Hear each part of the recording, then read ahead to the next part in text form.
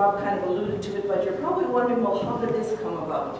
Well, me speaking, well, a few weeks ago, Pastor Richard asked Rob if he would take one service in October. As you all know, they are moving, or they have moved. Now, I have a rather unique message on a topic that you've probably never heard preached on before. It's my original thoughts and composition, and I've preached it a couple of times in churches, and Rob felt maybe Richard would allow me the opportunity to do that here. And so graciously, Richard said yes. And I said to Richard, I wasn't going to divulge my topic to him, and I said he'd have to wait to hear it, but I said, don't be scared, because there's no heresy here.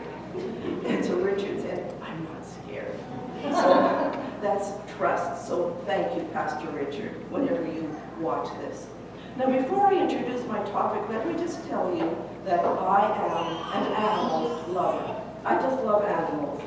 But I love all of God's creation in nature. I love the complexity of it. I love the diversity of it. I love the creativity of it. But I also love the power and the sovereignty that God exercises over everything that He created. Now, when we were living up north, we were visiting friends one night, and they had a friend come over, and he was a trapper, and he did some taxidermy work. And so I said to him, I said, that's kind of a unique job that you have. I said, you get to see what other people don't see. You get to observe animals up really close, and you see how they're created. You see like the big teeth on a beaver that can just fell large trees. You get to see the talons and the beak on an eagle that can just rip its prey to shreds. And I said things like that to him, and he looks at me like, huh? And I thought, you Philistine. You know, folks, I don't ever want to lose my awe of our great God in creation. He is totally awesome. I want to say something here about the word awesome. The word awesome has been bandied about so much in our society that it's lost its awesomeness. Do you know what I mean? There are few things in this world of ours that are truly awesome or jaw-dropping, and most of them have to do with God's creation. The Rocky Mountains are awesome, no matter how many times you've seen them. Right, Judy? The oceans are awesome. The Northern Lights, how many saw them a couple months ago? The Northern Lights, well, a couple of you? We weren't aware that there was this gorgeous display, but we saw the pictures posted later. Were they awesome? I'll bet they were. I'll bet they were. Thunder, a lightning show, is awesome. A newborn baby, a new birth, is awesome. Sometimes I order vitamins from a company in Alberta, and very often I get the same young girl on the phone, and invariably this is what the conversation goes like. I give her my order, and she says, what's your credit card number? So I tell her, and she says, awesome. My credit card number's awesome? I don't think so. What's the expiry date? I tell her, awesome. What's the 3 digits on the back? I tell her, awesome. But I know it's just become an expression. You keep on using it if you want, I don't care. I told you I was an animal lover. Again, when we were living up north, I saw an ad that was in the local paper, and a farmer was advertising beef for sale. So I said, well, that's a good idea. We can get some beef in our freezer for the winter. And so I called him up. And he said, sure. He says, I can do that for you. He says, cut, wrapped, I'll deliver it to your door.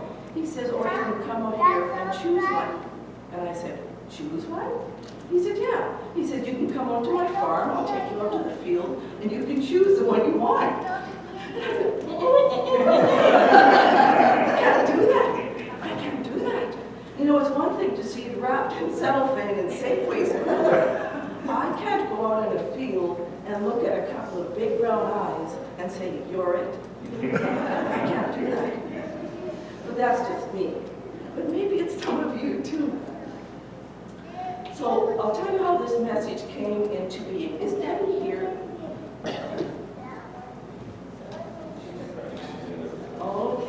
to talk about her. She needs to be here. Okay. Okay, yeah, I'll just pause there.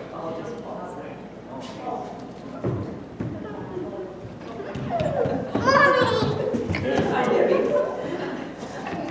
So I'll tell you how this message came into being. In 1999 to 2000, I did a year of Bible school called King's Commission.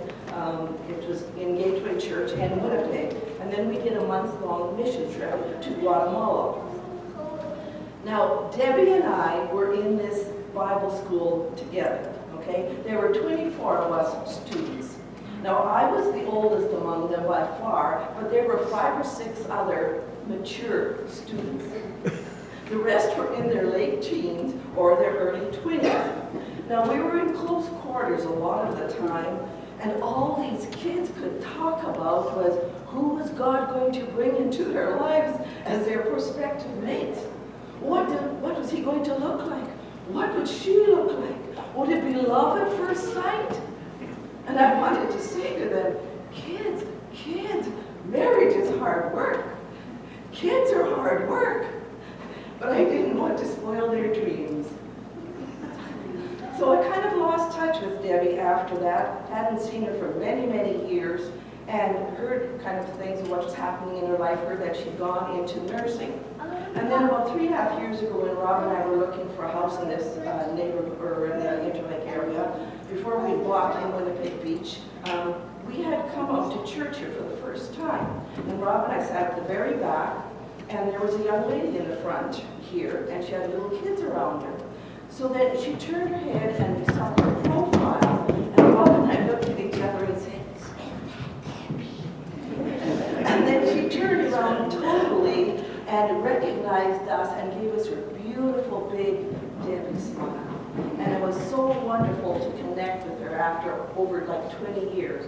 But I have to tell you that I've gotten my revenge because the beautiful Debbie is middle-aged and has almost a teen of her own. Now I can tell people how much hard work marriage is.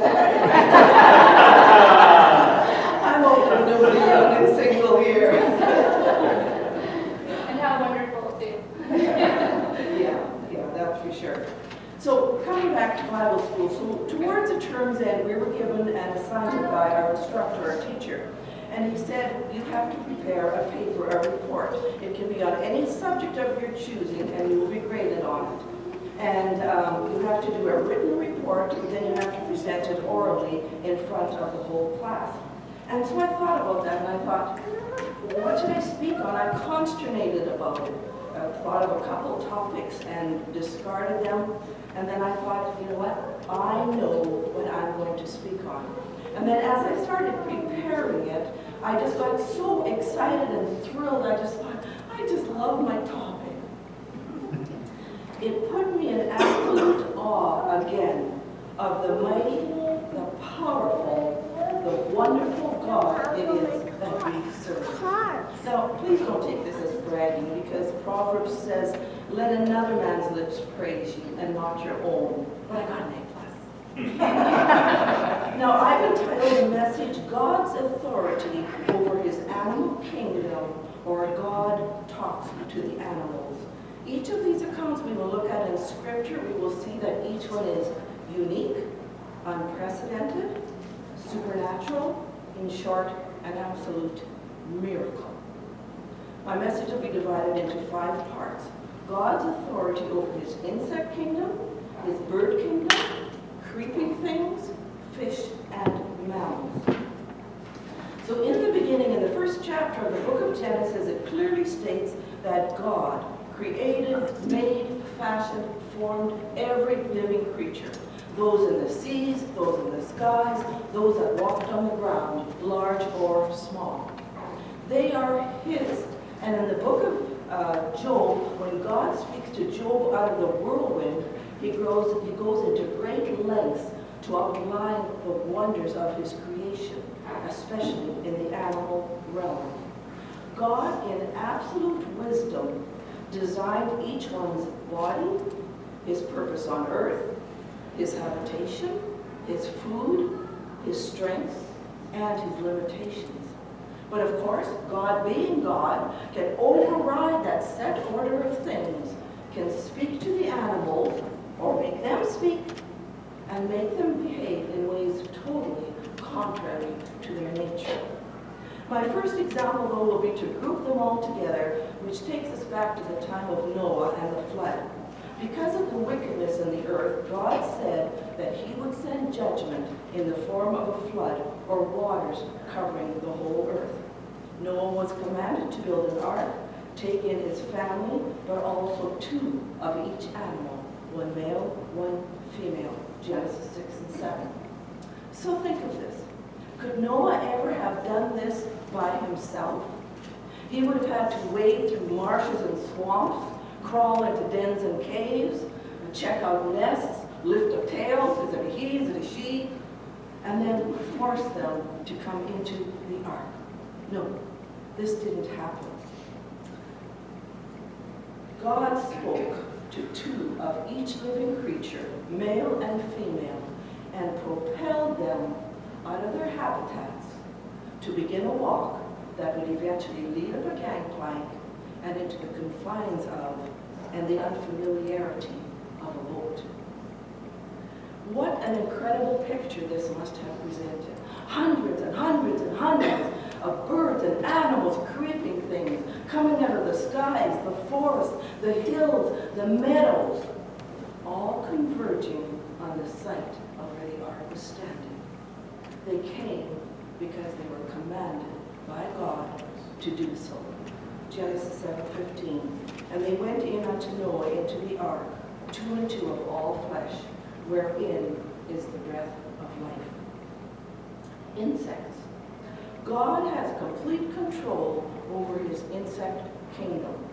Flies, locusts, scorpions, ants, caterpillars, and spiders are all mentioned in the Bible.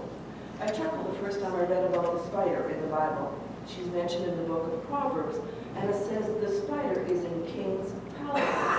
And I thought of that, and I thought, yeah, that's true.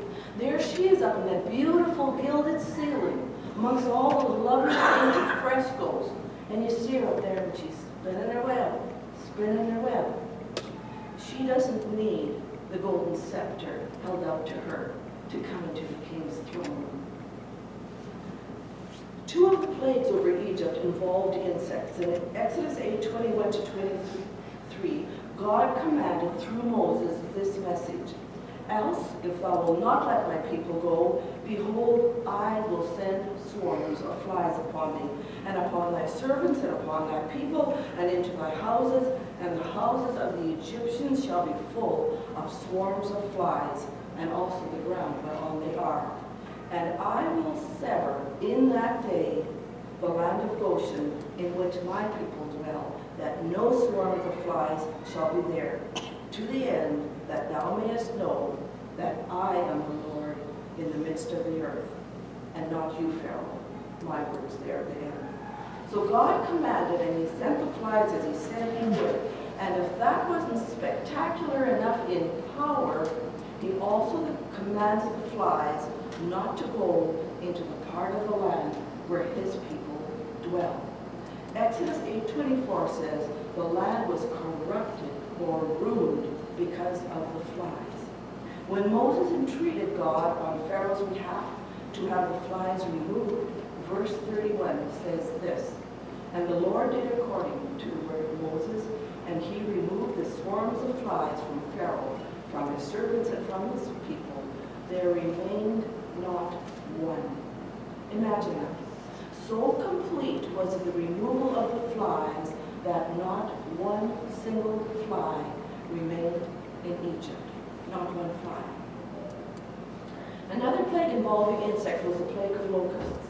Now, there's a very familiar verse to all of us, because it's kind of an indictment against us as Christians. That's 2 Chronicles 7:14. And we all know it well, and we've quoted it, and it's been quoted to us. If my people, which are called by my name, will humble themselves and pray and seek my face. Right? We all know that one. But the preceding verse says this: If I shut up heaven that there be no rain, or if I command the locusts to devour the land, God commands the locusts. Exodus 10:4 says this, "Else if I refuse to let my people go, behold, tomorrow will I bring the locusts into thy coasts." Of course, Pharaoh did not comply, and so God commanded, and the locusts came. They came in vast clouds, covering the land, darkening the sky, and they devoured every green thing in sight. So horrendous was this plague that Pharaoh called for Moses in haste and begged him to take this plague away. Moses entreated God again, and Exodus 10:19 says, "And the Lord turned a mighty strong west wind, which took away the locusts and cast them into the Red Sea.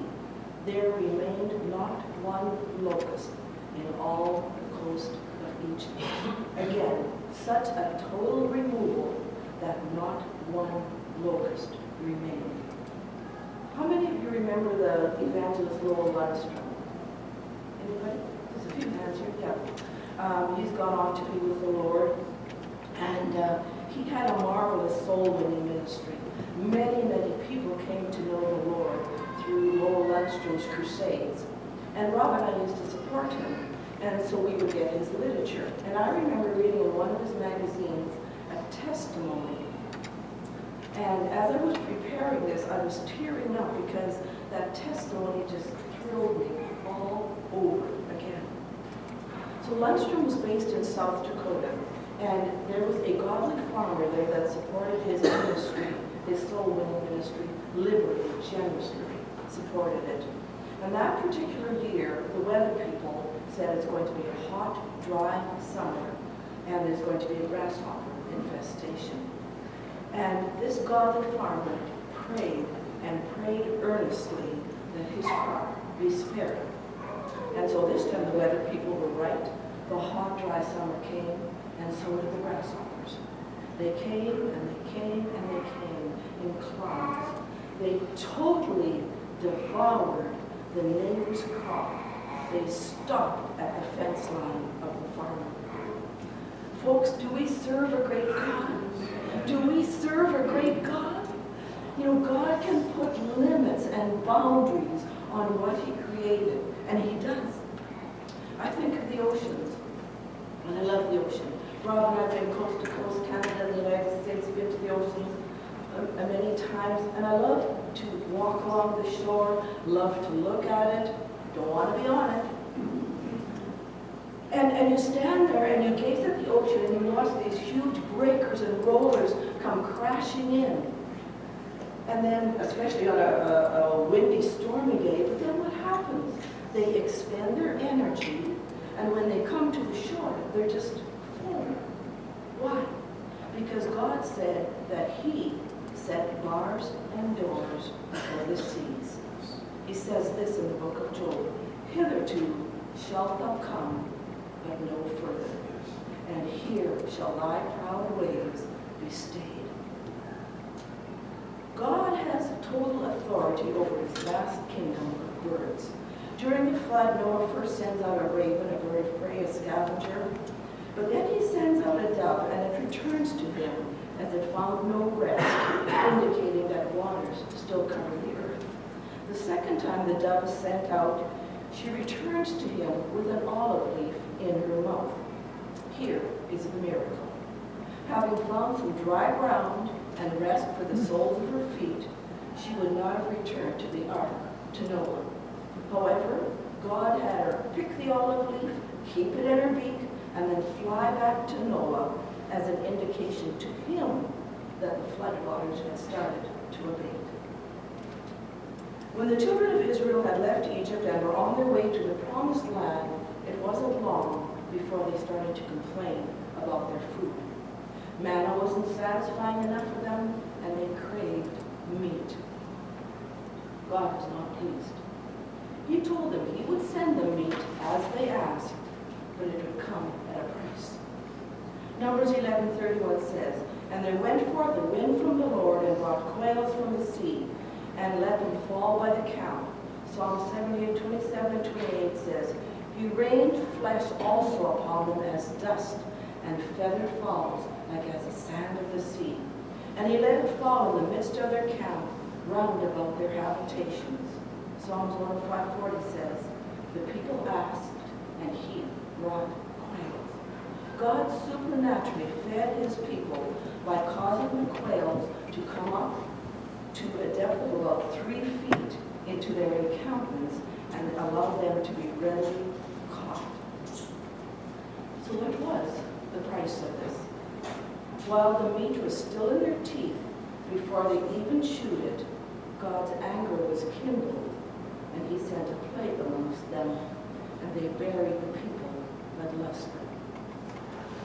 God said he would give them their fill of meat. He would give them so much meat that it would become loathsome to them, and it would come out of their nostrils.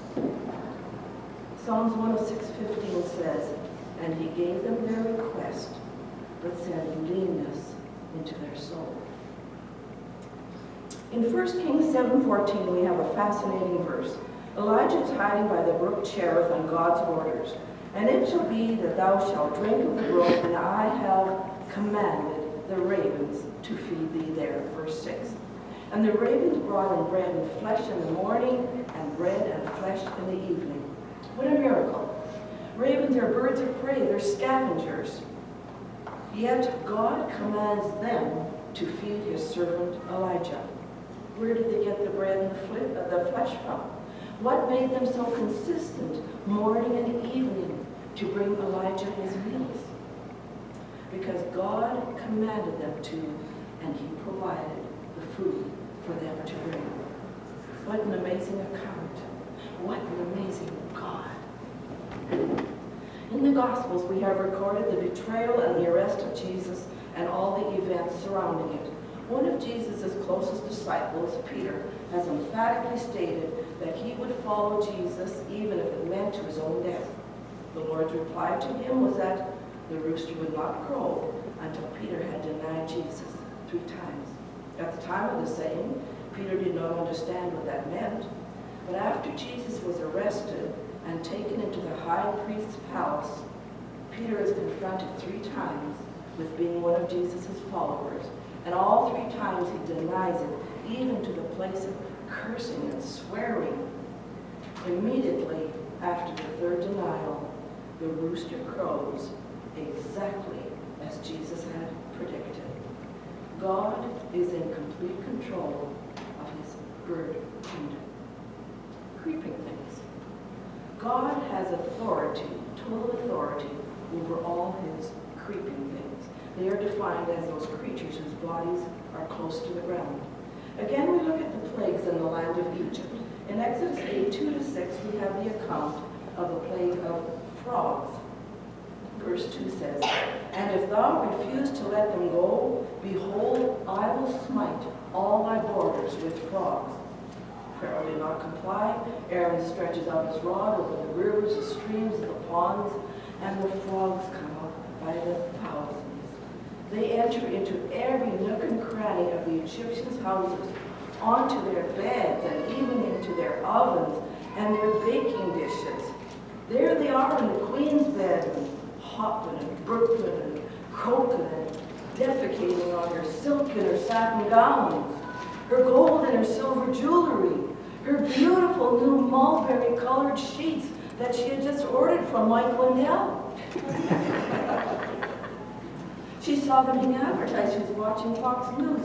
All these beautiful sheet sets, every color, made from the best Giza cotton from her own country, Egypt. And here the frogs are ruining the sheets. If you don't get Fox News or watch it, you don't know what I'm talking about. Here's something sad, ironic, humorous, call it what you want. But do you remember what Pharaoh said to Moses? When Moses came to him and said, when should I entreat God to remove the frogs? Do you remember what Pharaoh's reply was to Moses? Rob, don't answer. What was Pharaoh's reply? When should the frogs be removed? Tomorrow.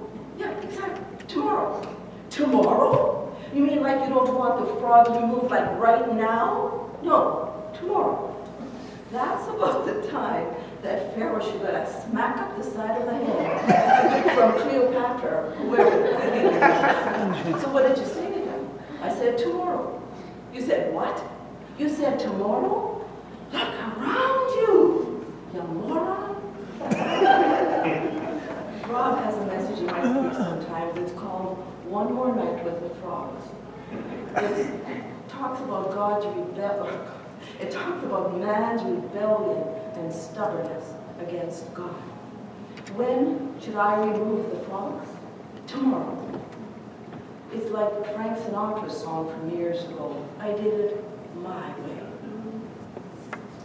Moses entreats God for Pharaoh and all the frogs in the land die. The Egyptians pile them in heaps to burn them, and the land stinks.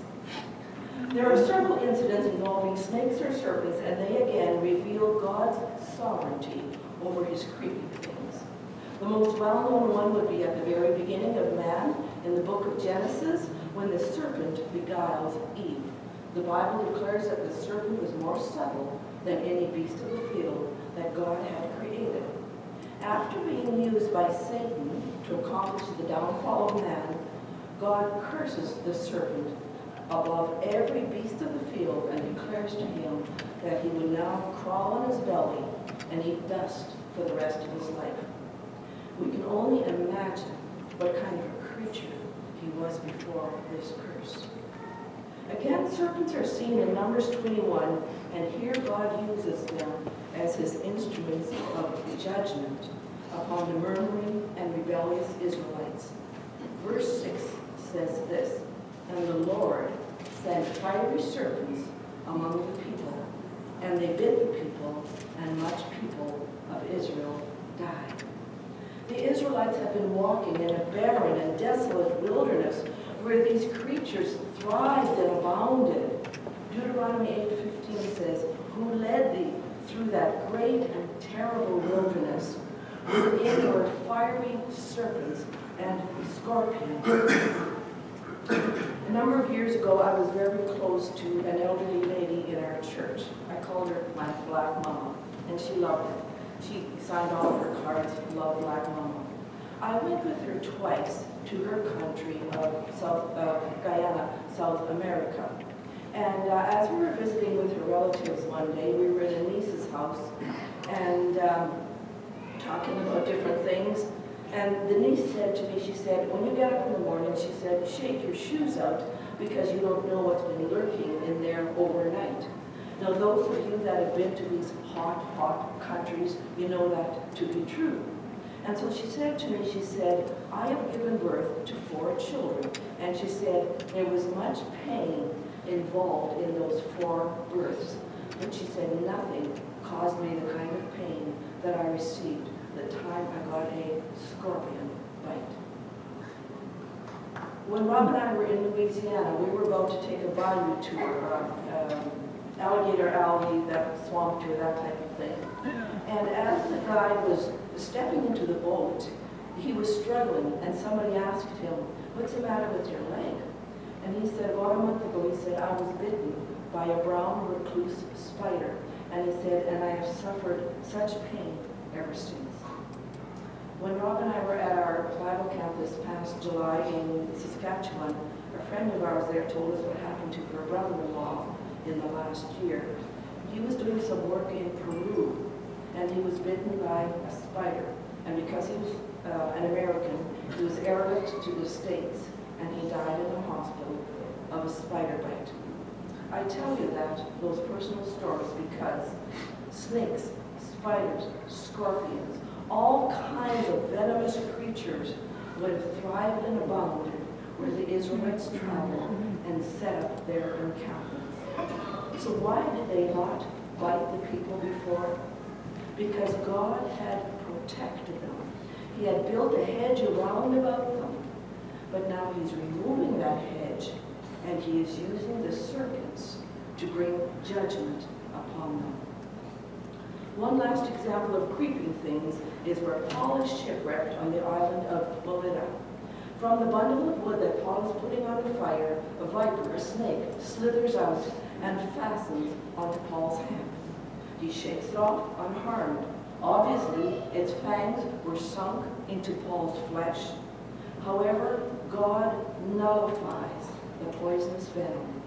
This so amazes the islanders, they think that he's a god. As they witness, he does not fall down dead. The outcome of this amazing story is that many people on the island came to believe on the Lord Jesus Christ. God has total control over his creeping things. Fish. God has full control over his fish creation. The most well-known Bible story to bear this out would have to be the story of Jonah and the whale.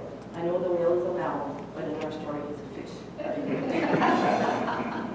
This story, more than any other, outside of maybe Balaam and his donkey, causes people to stumble at the veracity of the Bible. How could a fish swallow a man? However, when you believe that God created all living creatures, has full dominion over them, it's not hard to believe that he would have prepared a large whale for his purpose in dealing with his disobedient servant, Jonah. Jonah 1:17 says, "Now the Lord had prepared a great fish to swallow up Jonah." After Jonah was in his belly for 3 days and 3 nights, what an incredible experience that must have been. Lots of time to repent. Then this huge monster of the deep hears the voice of God, his creator, that says, "Spit him out!" And patchoing, Jonah goes flying through the air and lands on the shore. The Bible records this fascinating verse, "And the Lord spake unto the fish, and it vomited out Jonah upon the dry land." Jonah has repented, and he now heads towards Nineveh in obedience. Another fish story is the incident in Luke chapter 5.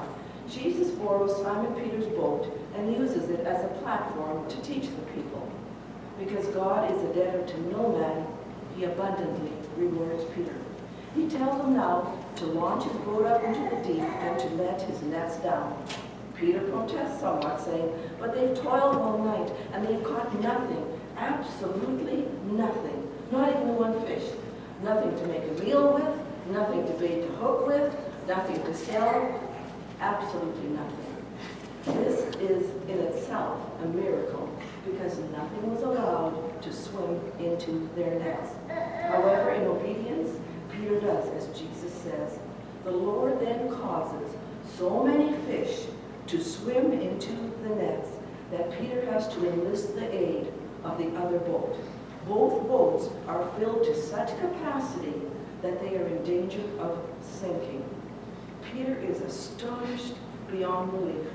He realizes this is no ordinary man. And he's just witnessed an absolute miracle. He falls to his knees before Jesus, asks him to depart from him because he knows that he's a sinful man. Another fish story. And these are true ones, like they're not like the ones you told your neighbor that got away. Matthew chapter 17, the tribute collectors come to Peter and ask him, "Doesn't your master, Jesus, pay tribute?" In other words, is he not a good citizen of the country and contributing to its welfare? Trying to get at Jesus. Peter's unsure what to say, but answers yes. And at the first opportunity, Jesus stops him and sets his mind at ease. He tells him to go, cast a hook into the sea, and the first fish he would take up would have a coin in its mouth. This coin would be used to pay the tribute money for both Peter and Jesus. So one day, a coin had dropped out of the pocket of some rough fisherman's cloak and landed in the bottom of the sea. So also on one day, God had one certain fish pick this coin up from the bottom of the sea, keep it in its mouth, and then swim up to Peter's dangling hook and get caught. What an awesome God. Another short fish story, John 21:11. It's just after Jesus' resurrection. Jesus is waiting for his fishermen disciples to come to land, and he has a shore lunch prepared for them of bread and fish.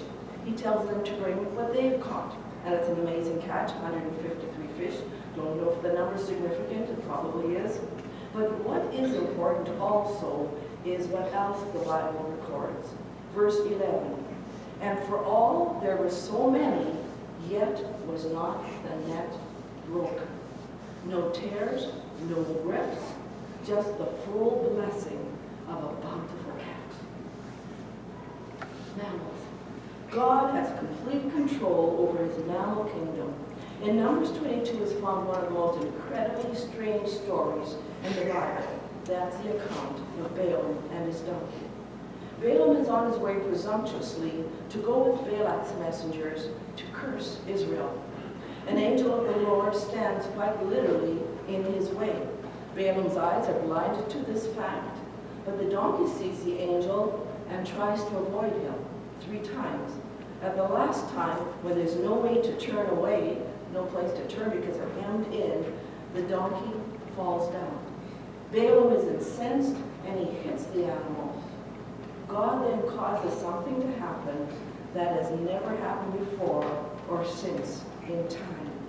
The donkey opens its mouth and speaks as a man to Balaam. It seems that Balaam is so spiritually dull that no shock is even registered at what just took place because he actually answers the donkey and they have a brief conversation. It's humorous in the King James. It's actually Balaam that says nay and not the donkey. N-A-Y. The New Testament verifies this strange story when it says this, 2 Peter 2:16, but was rebuked for his iniquity, the dumb ass, speaking with man's voice, forbade the madness of the prophet. There's another donkey story, and that is to do with Jesus' triumphal entry into Jerusalem. He sends out 2 of his disciples into a nearby village with instructions to loose a donkey colt they would find tied up and bring it back to Jesus.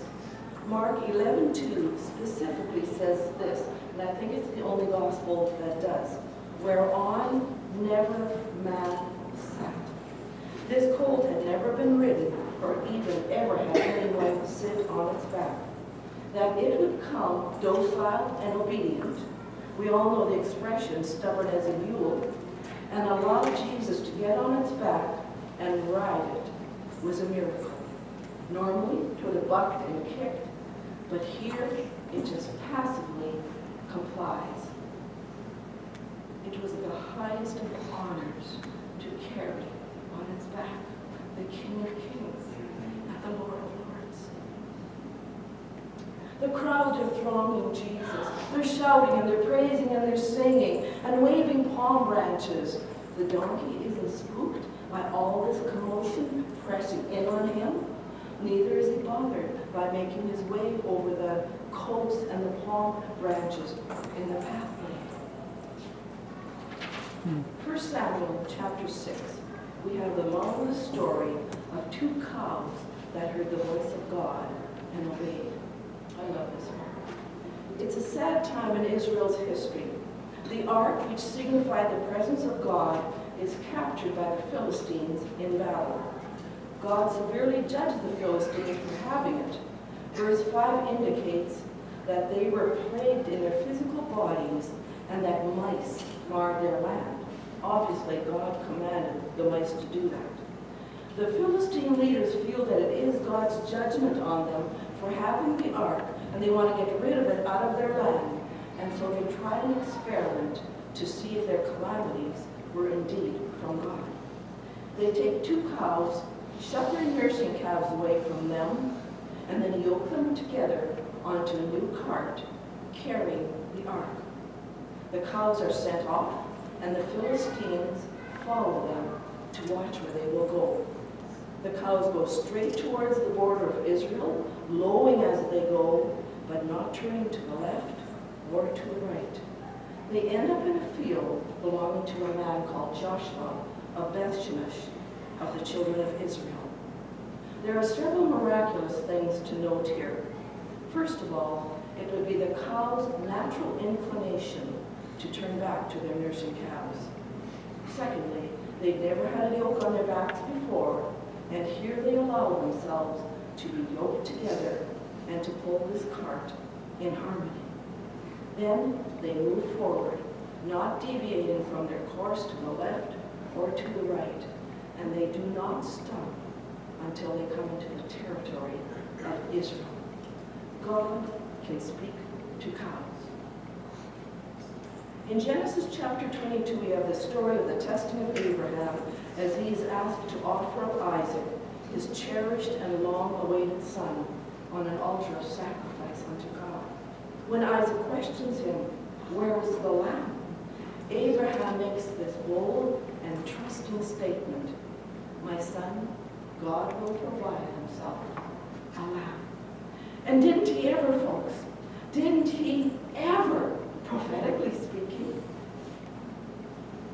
As Abraham raises a knife to slay Isaac, he is stopped by a voice out of heaven, and he sees a ram caught in a thicket. This wild ram from the field, from the hills, was compelled by God to run into this dense bush and get its long curly horns caught, and it becomes the sacrifice instead of Isaac. In 1 Kings chapter 13, we have the strange and obscure story of the disobedient prophet. His name is not mentioned, but he wanted to go visit the prophet that had cried out against the false altar, the golden calves that King Jeroboam had erected. He is told when he gets there not to eat or drink with this prophet and then to go home a different way. But when he gets there, this prophet lies to him and tells him, "But God told me it was okay for you to eat and drink with me." And so he does. Eats and drinks with him, then gets on his donkey to go home. On the way, a lion meets him, and he is killed by the lion. The lion then just stands there, does not eat the carcass of the man or harm the donkey in any way. This is a supernatural occurrence. The prophet who lied hears of this, comes to the spot, finds the lion standing by the carcass and the donkey unharmed. The lion does not touch the prophet. The prophet puts the dead man on his donkey, and then he goes away to bury him. In 2 Kings chapter 2, verses 23 and 24, we have the story of Elisha going on his way to Bethel. From the city come a gang of young men, mocking him. This is shortly after his master Elijah is taken up to heaven by a whirlwind and chariots of fire. The youths tauntingly say to Elisha, "Go up, thou bald head! Go up, thou bald head!" These were not children, as the King James translates it, but a gang of young thugs, hoodlums, bent on mischief. They had heard of Elijah's miraculous disappearance, and they were making fun. They were mocking the man of God and the things of God. Elisha curses them, and judgment is swift and brutal. 2 female bears come out of the woods and tear to shreds 42 of the young men. This would have been a bloody, howling rampage. Have you ever seen the teeth or the claws on a bear up close? When Rob and I were in Alaska in Fairbanks, we were visiting a museum complex, and they had a bear there on a little pedestal like this, and I stood beside him, and I could not believe how this thing absolutely towered over me. It was a Kodiak bear. And I looked at this thing, and I looked at these huge fangs and huge teeth, and its paws were out like this, and it had these long claws, 4 or 5 inches. 42 of the young men were torn to shreds by 2 bears. Do you know, it's a serious thing to mock the messengers of God and the things of God. It really is. A friend of mine from up north, she had come into the city, and she and her aunt went to visit a certain church. And she was telling me about it, and she was criticizing it quite a bit. And I said to her, "Don't do that." I said, "What you are telling me is all in the Bible. Maybe you don't understand it.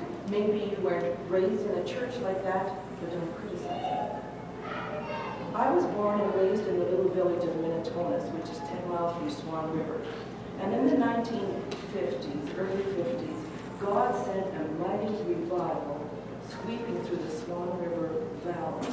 Czech people, German people, Ukrainian people were all getting saved, genuinely converted, and born again. And there was an evangelist that came up from the States, and he started holding meetings in his little church in the Atolls across the river.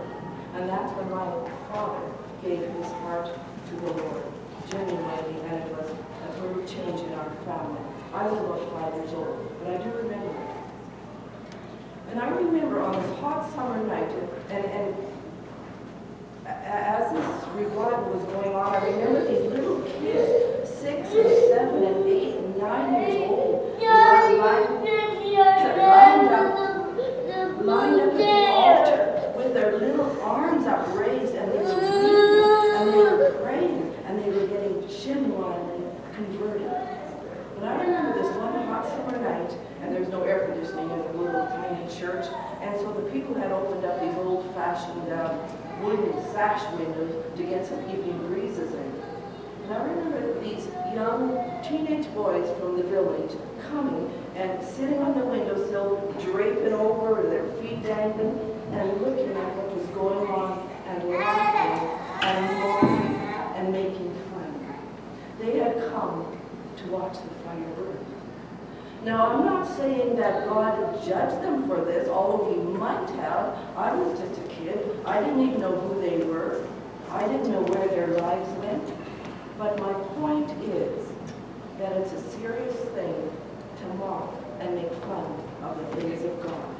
It really is. Now, the last instance of God's complete control over his animal kingdom is the story of Daniel in the lion's den. Daniel is an old man by this time. He has faithfully served the king of Babylon. The king's jealous princes try to find occasion against Daniel to accuse him, but they find none. So in craftiness, they get the king to sign a decree that anyone that would ask a petition of anyone else other than the king for a whole month would be thrown into a pit, a den of lions. Daniel knew of the new rule, but this would not stop him from praying to his God 3 times a day. Of course he was found out. The king was terribly grieved at this because he liked Daniel, and yet the law was the law and could not be altered. Daniel is shoved down into a pit of snarling, ravenous lions. Ordinarily it would only be minutes, and a body would be torn to shreds and devoured. However, our wonderful God, who created all creatures and has absolute authority over them, had different plans for that night. He sends one of his angels who clamps shut the mouths of the lions. Imagine these perplexed beasts, hungry, and they circle around Daniel and they're sniffing him, but they are powerless to open their mouths. The lion may be the magnificent king of the jungle, but to God who created him, he's just another one of his creatures, created to obey him. Daniel is supernaturally protected all night long. The king is overjoyed in the morning to find him alive and well. And then the ones who plotted Daniel's destruction in this way are themselves thrown into a pit of lions with their wives and their children. They are ravaged and their bones are broken before their bodies even hit the ground. And to cap off these examples of God's total control over his created creatures, we have this verse which should make us rejoice. Revelation 20:10. And the devil that deceived them was cast into the lake of fire and brimstone, where the beast and the false prophet are, and shall be tormented day and night forever and ever. No more deceiver, no more seducer, no more accuser, no more tempter. Gone, gone forever. God and King Jesus reign supreme. In conclusion, we see clearly by these examples God's complete, total, and absolute control over his created creatures. They come and go at his bidding, and at times act totally contrary to their nature as God has needed them to do so. We as people have only limited authority over the animal kingdom.